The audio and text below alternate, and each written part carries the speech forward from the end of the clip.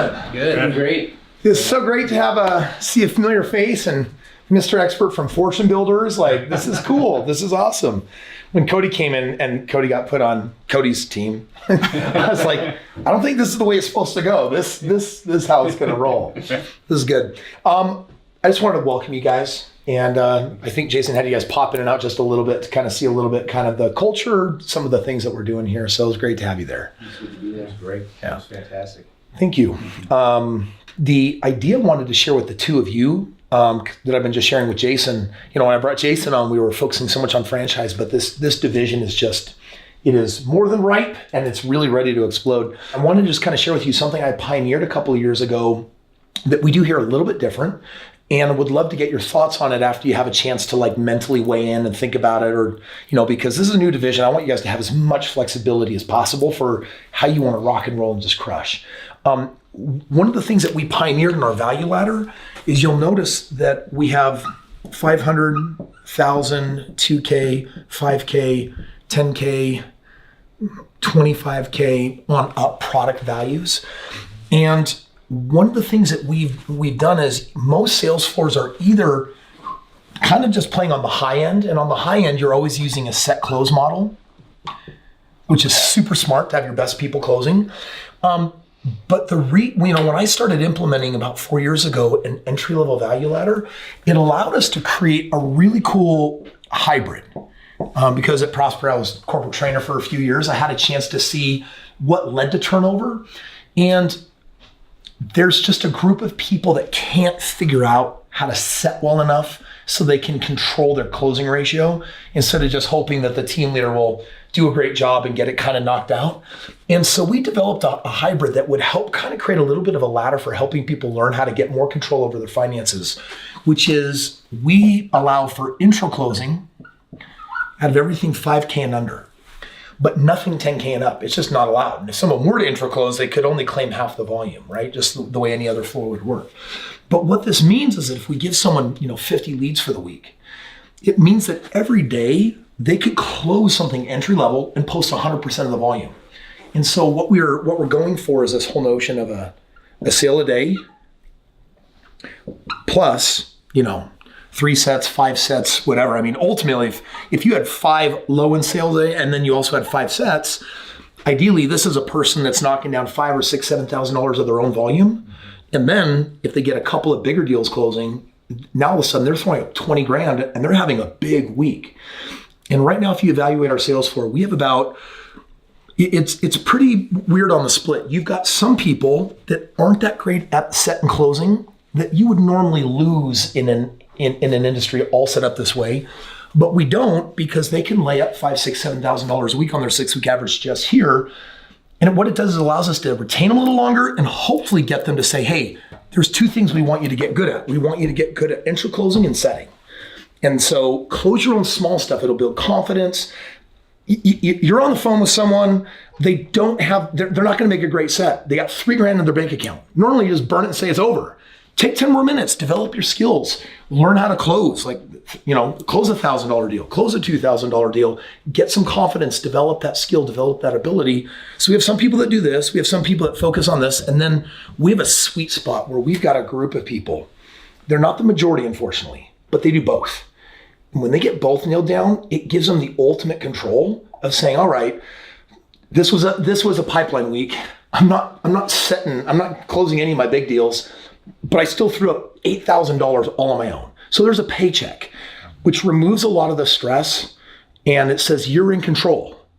And then on those other weeks when they have a big week, we have some of those guys that are doing both that are putting up team leader volume. Like they're putting up $20,000, $30,000, $40,000. And it's really cool. And it happens because they've got the ability to do both. Now, there's a nuance. It's different. And it's kind of my brainchild, a little bit of our experiment. And we've tested it over and over again, and we think it's good. But it's new. And honestly, with starting the new division, I'll make sure that we have entry-level productization like this. And this is just something for you guys to be aware of that we do here.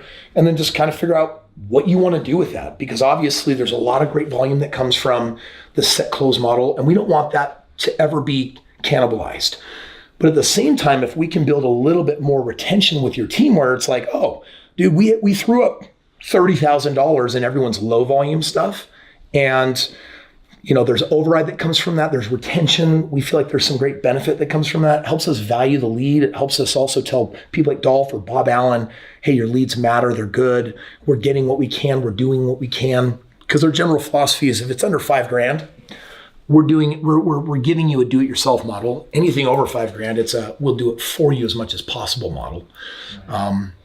Anyways, that's just a nuance of one of the things that we do around here that I want to share with you, so you guys can kind of play with it, figure out what you think about it, and just know that that's available. And for some people, that'll be a good thing. For sure. Yeah. For sure.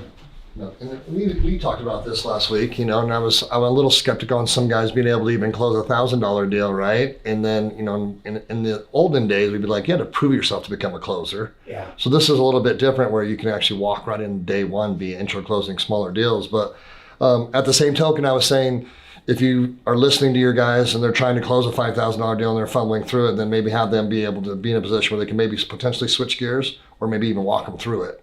But take a look at options. I think it's a confidence booster for some of them, For sure. and it just gives them I just like making sure that they have a chance to have a little bit more stability than normally exists in the industry. Have you ever wanted a multimillionaire to step in your shoes and give you perspective on what they would do if they were you? Well, guess what? I am pausing my podcast for this brief moment to make sure you have access to my cell phone, because you can text me, Kris, I want a free game plan. Literally just text 385-217-3477. And I got news for you. You can ask me a question about anything. You can ask me a question about life, the meaning and purpose of it. We can talk about finances, business, real estate, marriage. If you got a question, text me. Let's jam. Yeah. Right. The fallback hourly wage, some of that stuff, that's obviously, hey, if you can't figure out after a period of time this 100% commission-ish thing, there's some income that's there that will help you kind of figure it out. This is honestly, this low stuff is a way for them to say, hey, take some pride in your ability without your team leader to be in control of some of your volume on the small stuff that you can't set to them anyway. Yeah. And then the reason why there's always this split at 5 and 10, because if they close a 5K deal, their commission range will be 10 to 15%. If they close 10K, it becomes half of that. So we always make sure that the delta there is double or greater, so that they're not, if they had a choice between intro closing at 5K or setting for something that could be 10 or bigger, they're always going to set. Right. But it's a way to do something with everyone. So let the partners know that we're getting everything possible. Yeah. Well, it's also a great way to train up some of your people. You'll have one or two people on your team that you're like, oh, this is great. Like they're throwing up some extra volume every week on their own, developing some confidence, feeling a little bit better. So it's not sometimes that nervousness of like, okay, I need a couple deals to go down for this thing to work. It's like, yeah, dude, put that on top. Let that be that crazy income, but earn yourself $1 or $2 on your own every week. Merge the two together. And so those that figure it out, they got a sweeter gig. It's not then so much like the team leader makes all the money. Yeah. Well, there's a backup closer, and then the rest of us are just, we can make good money, but it's hit and miss. This kind of evens it out a little bit and says, actually, dude, we got some people here that will never promote to a backup closer or team leader, that they put up their 6-week average is easily always over 10 because they've got a great combo of doing these They things. by choice might not even choose to do that if they had a chance. I was at first a little hesitant because of what we talked about, because sometimes you worry about young guys or new guys not finding that 401k money or that IRA money they could roll out. Yeah. But I think it keeps you engaged as a team leader too. It keeps you more engaged to train. Yeah. Well, and make sure they're doing it right. They can't blame the closers that they're not on the board, right? Yeah. Like, they're not closing my deals. Well, then you need to close You get some pressure on them and say, bro, you got 50 leads a week. Where's your closers? I actually really like it. Yeah. Yeah. So, And frankly, it saved our whole division last week, didn't it? yeah. That's the only way to crack the ice. Well, cool. Just want to create that awareness. I know we're probably that meeting's 10:03. Yeah, we're getting. We'll jump in, but anyway, wanted to share that with you guys since it's a little new and different. Thanks, guys.